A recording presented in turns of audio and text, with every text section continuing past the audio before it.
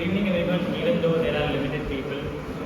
So I'm a master's student from Pondicherry University, and this is my first taste of philosophy, academic rigor, and it's definitely a big ball game, but a game that I would definitely like to take a small step. And my paper is quite simple. It's actually quite similar to what Ms. Gayatri told. The Indian cultures, you can say, Vedant's influence over Indian culture. Mine is similar to that. I have just took a little small topic, that is ethics, ideas of detachment and unity over Indian culture, and the text is actually called Naiskarmyasiddhi. So etymologically speaking, Naiskarmyasiddhi is basically Siddhi meaning perfection and Naiskarmya means non-action. So it means established in the non-action. So let me give a small background to this. So Shankaracharya, in his pursuit of his Advaita Vedanta, went to this particular person called Madhav Mishra and asked him for a debate whether Mimamsaka, that is Madhav Mishra, a Mimamsaka scholar, whether Mimamsa is better or Advaita Vedanta is better.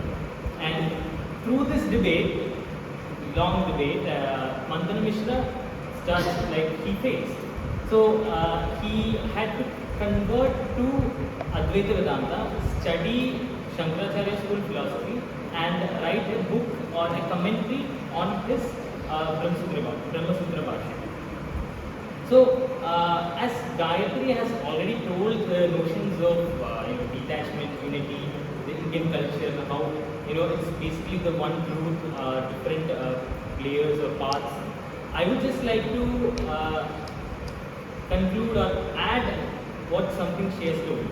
So, usually when conversions happen, it is seen as a negative thing, and in this negatively, I feel there could be a possibility or a positivity.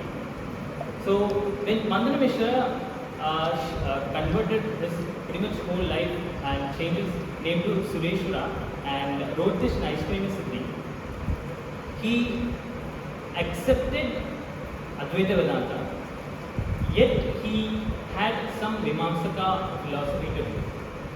So though it can be seen as a cultural erosion, I would feel it also has a slight positivity to it, where you detach yourself from one culture and find unity in other cultures.